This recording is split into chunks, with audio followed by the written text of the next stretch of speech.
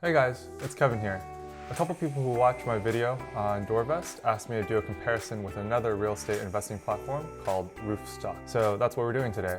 We're going to go over what Roofstock is, the positives and negatives of the platform, and how it compares to Doorvest. So stick around to find out.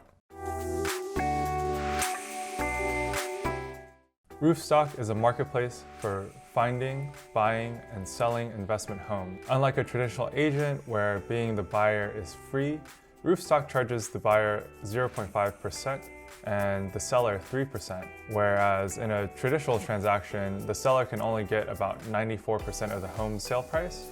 The seller, in this case, gets a better deal. But conversely, on the flip side, the buyer pays a little bit more in return for the analysis and work that Roofstock puts in. So starting with their homepage, their message here is pretty clear. Build wealth through real estate by investing in single-family homes. So pretty similar to Doorvest. And the first button here takes me directly to a list of homes. If you click through, it looks like there's a ton of information about each property, but I think if you're a first-time investor, this is probably a little bit overwhelming. So let's come back to this in a little bit.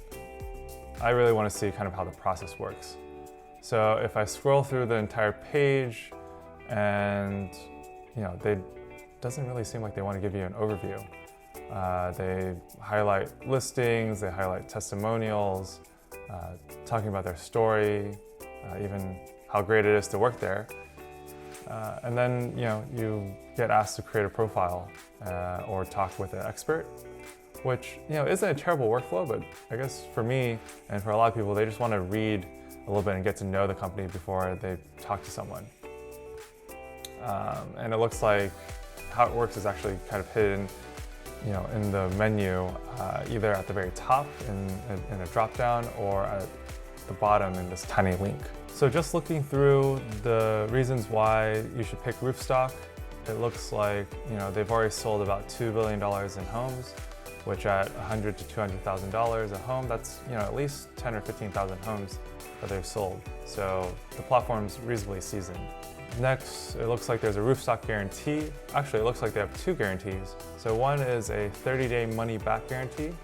So the money back, basically the same as the purchase price, but you don't get the money that you spent on Roofstock's 0.5% fee. Then you also have loan closing costs, but at least it's better than paying another 6% to list it with another agent and sell. Because many of these homes are right around $100,000 to $200,000, I'm thinking the closing costs and Roofstock fee here is probably somewhere around $5,000 to $6,000. So this is a decent guarantee, but it really only makes sense to take up the 30-day offer if the inspection really missed some big ticket item. So if there are foundation issues, HVAC, roof, and so if you bought a place on Roofstock vacant and you can't find a tenant in 30 days, this probably wouldn't be something that you would use. But you might use their other guarantee, which is their lease up guarantee. So it says, you work with a preferred agent to lease the property, and if you aren't able to in 45 days, then they start paying you 75% of the estimated market rate after that. Now, I think here are some caveats to that. If your home's not rent ready, then all the repairs are as determined by the preferred property manager, and they obviously have to be completed at your expense. But the risk here is that you might disagree with what your property manager says, or you don't really have the final call here, versus if you select your own property manager, you can make that call. This offer seems like it's only limited to single-family homes, so any of the duplexes or multifamily units don't qualify, but honestly, this doesn't seem that great to me. People might think this is a great offer, especially during COVID with lots of unemployment and uncertainty. But I can guarantee that if you list your property at 75% of the prevailing market rate for rent, you'll have 10 applications tomorrow because you're 25% cheaper than everyone else.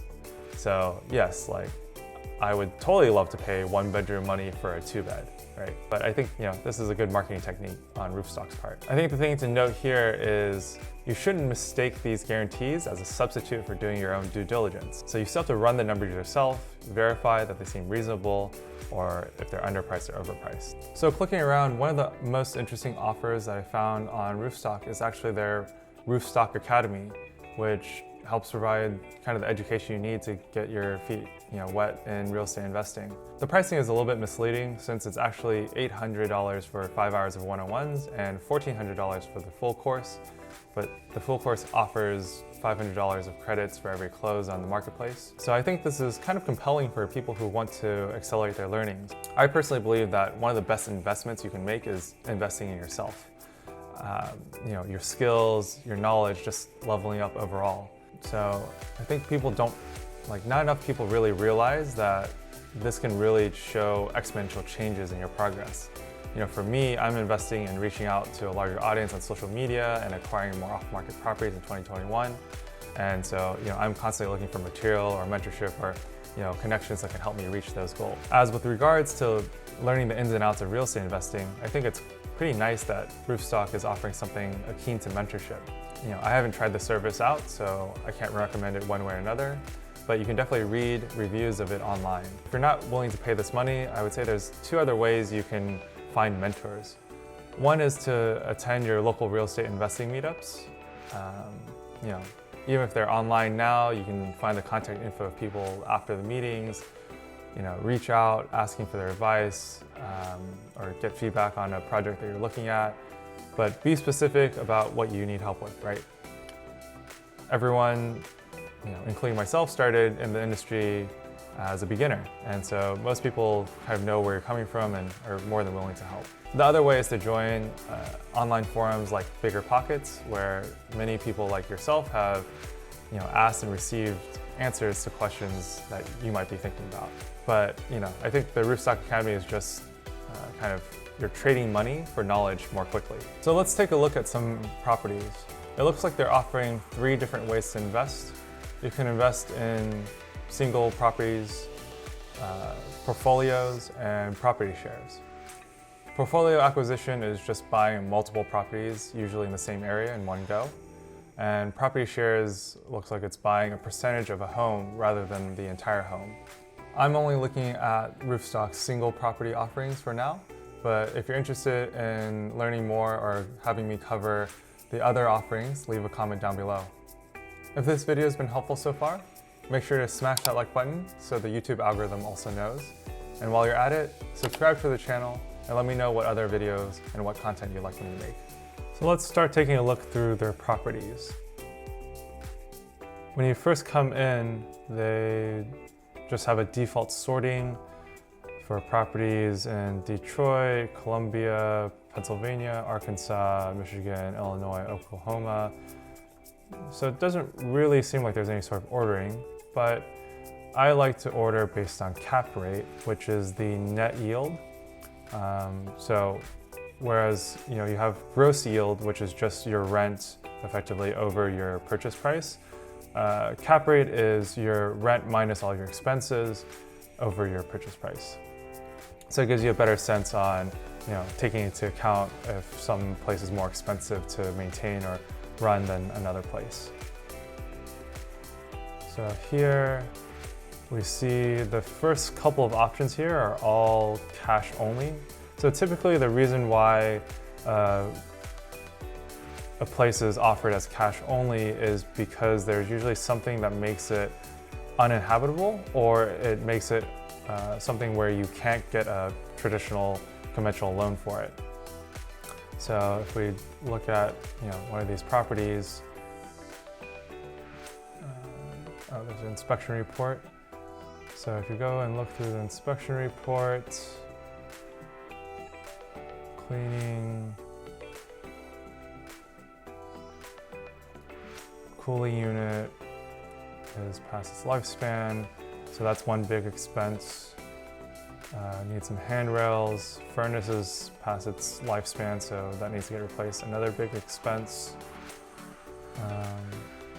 Inspection report 2. Bedrooms and basement have issues. So ceiling has water leak. So that could be, you have to replace the roof. You definitely have to, fix the ceiling, the drywall, maybe the framing as well, and handrails being installed. That's pretty inexpensive. But just looking through this inspection report already, we see that there's some huge expenses, furnace, HVAC, roof potentially. All these things are huge expenses and potentially would make it uninhabitable, but really I think the reason why this is cash only is because there's just so many fixes that would need to be done to get this into a condition where it could get rented out. So you see here that they think the rent could be somewhere around $1,350 and the price is $105 right now.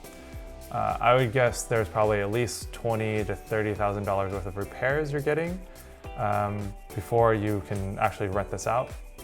And that's just, a brief glance through this inspection report. And then, the rent is still relatively attractive, but it's just kind of a big headache and probably not something, a lot of first-time investors want to deal with, especially if you're out of state. So instead, let's look for homes in an area that we can compare against Doorvest. So, we're gonna go look through Texas, look for some properties in Houston.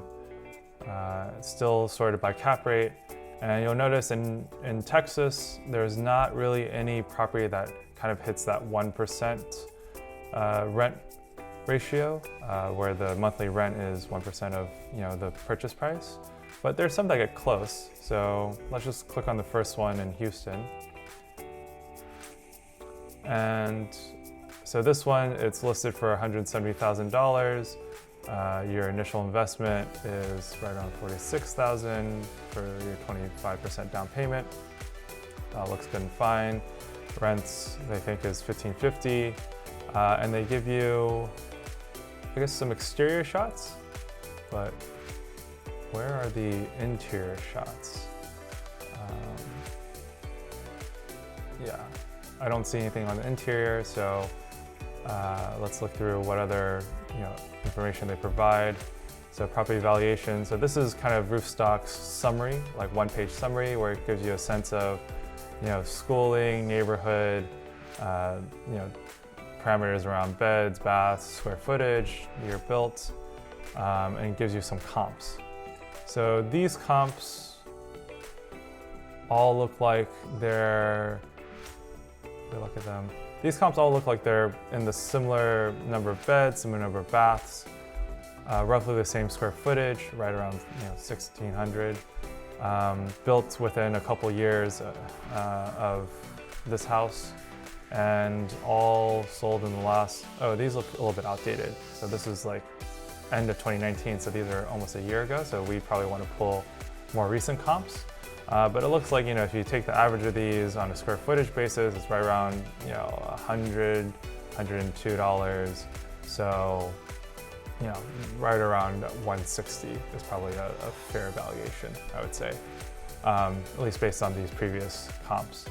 And then, some disclaimers here. So the first thing I'm going to want to do is actually go look at previous comps in that area, and I'm going to take this zip code and go look on Redfin for sold comps recently. So go to Marketing Insights, somewhat competitive,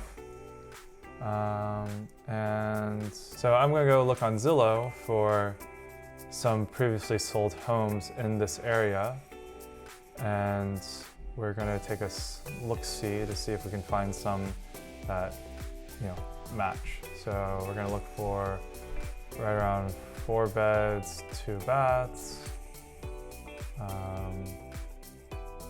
and the home type just being houses.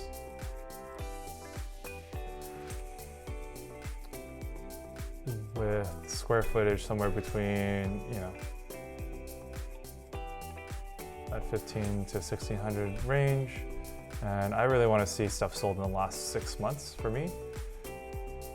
So here are some comps in that area. So this one is 1770. So this one's right around 100 square foot. Looks pretty new. This one also 100 square foot. $100 a square foot, a little bit more. Yeah, maybe these are going for, you know, right around $100 a square foot still. And some of the nicer ones, or the more recently renovated ones, might go for a little bit more than that. So I feel pretty comfortable saying this is, you know, $100 a square foot. So going through the inspection reports, got some pretty crappy photos. So this was taken more than a year ago, so this thing has been listed on here for a while. Let's see if there's any big things to be noticed of. So it's currently occupied.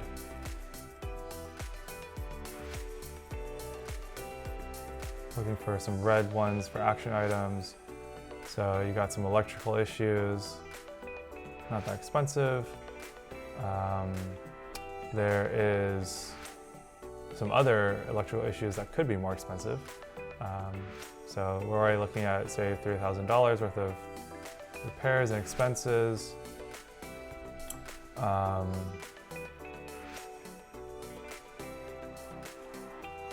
of these things don't look too bad.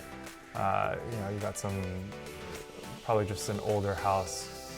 Need to, you know, fix and repair some minor things there. But really nothing so far that seems too scary. Electrical, often you find with older homes.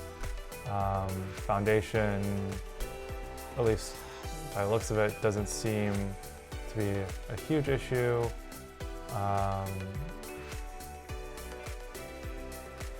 Grading, drainage, roof. So roof is, you know, relatively new. It's probably got at least another 10 to 15 years left of life. Oh, they actually give you photos, so that's good. You can actually see the quality of the roof. Can't tell if there's some missing shingles here, but that should be pretty easy to fix if there is. Let's see if there are some photos of the home itself.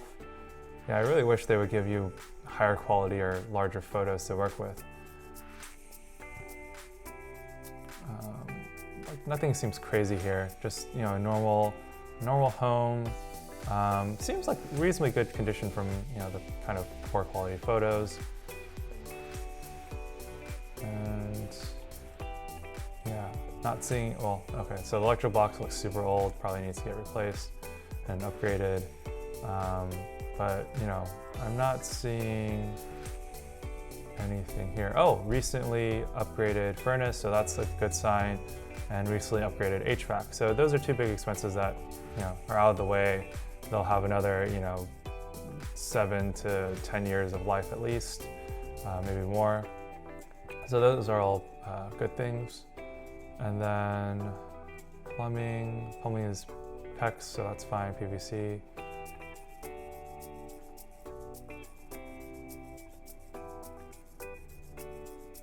Yeah, all in all, it doesn't look bad. And this inspection report seems reasonably thorough, though I've definitely seen, you know, the inspection reports I get for my homes typically run 50 to 100 pages. So not the most comprehensive, but definitely gives you a good sense of like how much you need to put in. And you can always go and confirm these numbers by calling a local, you know, contractor to give you an estimate as well. Yeah, so it looks like another $5,000 into the home. So I would deduct that $5,000 from whatever eventual purchase price I put it at. So, you know, we were talking about around $160. So I'd probably be offering something like $155, right? Knowing that, or getting a $5,000 credit towards closing costs and other things, so that I could, you know, end up with an effective price of $160.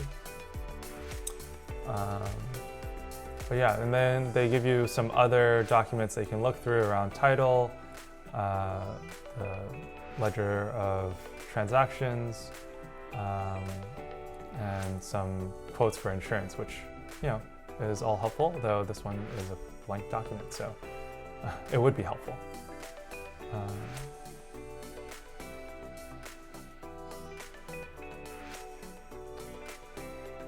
But yeah, so I think, like, you know, on the face of it, just looking at the property itself, I would like more photos. Maybe I can find some online, but at least somewhat piqued my interest, though, the next step would be to look at, the actual numbers. So let's go look and see if we can find some additional photos before we hop in. Zillow doesn't have anything. And actually thinks that this house is only worth 80 something grand. So I think that's probably a little bit off.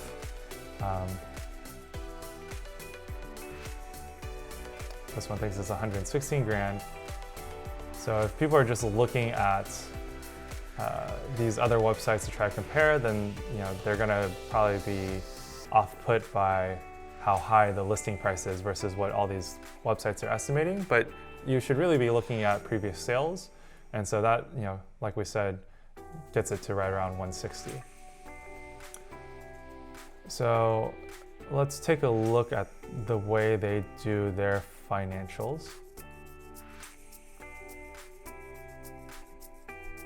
And they actually do a pretty decent job of going through and calculating your gross yield, your cap rate, your cash on cash, and your analyzed returns. And they do this by cash flow, do a projection across 5 years. You can, they give you a pretty easy tool to, slide up and down based on how much you want to pay, your purchase price, all these different things.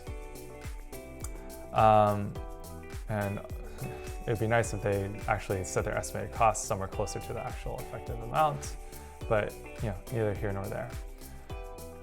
And at the bottom here, they give you an overview of the amount of your investment value over time. So this is pretty similar to what Doorvest does, grouped by net cash flow, appreciation, equity buildup. But they don't include tax savings, which is another big item. And so we'll do that in our own calculation in a second. So on the cash flow side, just taking a look to see what factors they include. And so they have, property taxes, reserves, other expenses, which I think is probably over here on the left-hand side. And then they have CapEx for upgrades to roofs and HVAC and stuff like that, and then your loan payment. So taking a look here, paying for property taxes, property management, leasing fees when you place a new tenant, no HOA fee, so that's good. Insurance, repairs. So it looks like they actually have all of the major expenses, major expense categories that I typically look for. And so we'll plug this into our own calculator. And so on the left-hand side here, you'll see that we've got all the home prices, down payments, etc. listed here on the left-hand side. So this basically mimics the Roofstock calculation. And then over on the right-hand side, we've made some adjustments for what we think the true numbers should more look like. So the biggest adjustments here are going to be on closing costs, which can typically run a little bit higher. It's not always the case, but I don't think that 1.5% of the purchase price is always going to cut it. And then the other big one is on rent. So typically, like I've done in the past, I look on various websites to try to find what I think the market rate for rent should be. And so I'll look at 4-bedroom houses in the same zip code, and we see there's some that are as low as $1,100, but on average it looks like they're selling right around $1,450, with the upper end being $1,550.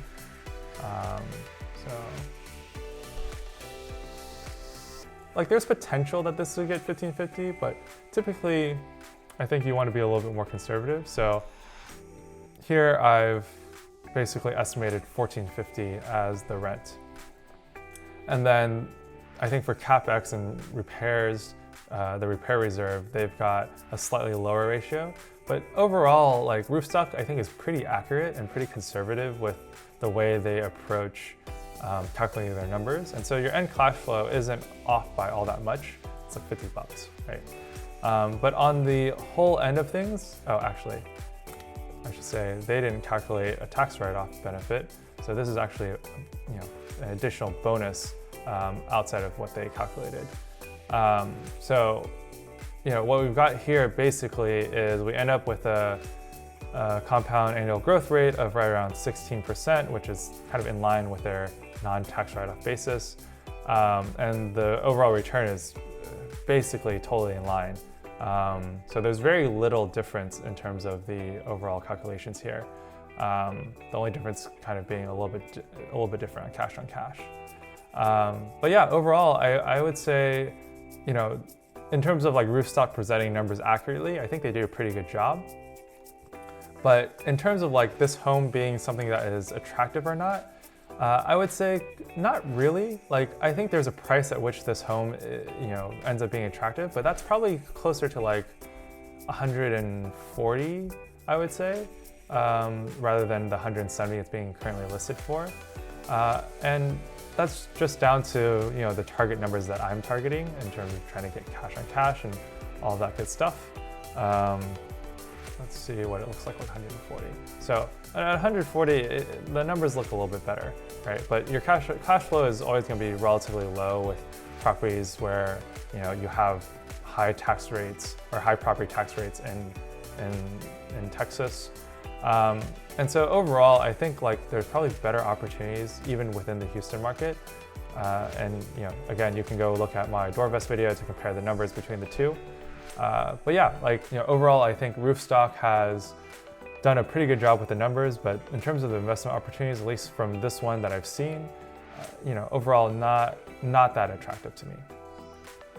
But again, I haven't done the numbers on all of these, but if you just look at the numbers, assuming that they're relatively accurate, you can see, you know, you're gonna get decent gross yields, but if you look at the cash on cash, you're just not gonna find, I think, hardly any, and obviously they don't show you the cash on cash in the summaries, but you're just not going to find hardly any that are going to give you good cash on cash returns in the Texas market. So, you know, maybe look in other markets as well. In one of my previous videos, I talked about Doorvest, another service that helps first-time investors buy investment properties. If you haven't watched that video, you can click on the link in my description or in the banner here. So if we compare Doorvest to Roofstock, I think there are 4 major differences covering condition of homes, level of service provided, the markets covered, and the quality of the guarantees. So like we saw, Roofstock offers homes as is, which usually means there's some amount of wear and tear to them. You're relying on the inspection report and photos to determine if there's any other issues with the property, but you might be able to talk to a property manager to visit prior to closing to walk through the property for you. Doorvest offers completely rehab properties, so they're really more like a specialized buying agent plus renovator and contractor. But because they deliver you completely rehabbed homes, it usually means there's far fewer and less serious things to fix, if any. In terms of markets, Roofstock beats Doorvest. Roofstock has coverage in 27 states and around 40 cities, whereas Doorvest is currently just serving the Houston market. However, neither really have a huge number of listings. Roofstock only has 650 listings currently available, so the number of investors they can service at one time is pretty low. Whereas Doorvest basically acquires homes when they get clients. So if you're looking for a breadth of options, you're probably better off just looking at the MLS. On the point of guarantees, Roofstock has some good guarantees if you have buyer's remorse, but when comparing their rent guarantees, Doorvest has a better policy, with 100% of rent being guaranteed for the first year, whereas Roofstock, you have to wait 6 weeks to see if you can rent it out, and then you only get 75% of the market rent. Personally, I think Roofstock is a great resource for helping beginning investors understand what seasoned investors are looking for, from understanding what big ticket items are in inspection reports to analyzing cash flows, and doubly so if you go through the Roofstock Academy. However, if I had to pick either Doorvest or Roofstock to buy my first property, I'd probably be more inclined to pick Doorvest because they take care of the initial rehab to get the property into rent-ready shape, and they still deliver decent returns. But for me, I would probably look at 100 properties a week, and that's just in one metro area. So I just have, you know, I think a higher bar when it comes to the returns I'm looking for and demand. And really, that just means there's all sorts, there's a lot of different ways that you can approach investing in real estate. That's it for this video. As always, I appreciate you all spending some of your time with me and learning more about personal finance. Subscribe to the channel, hit the like button, and comment to continue increasing your wealth with me. And I'll see you in the next video.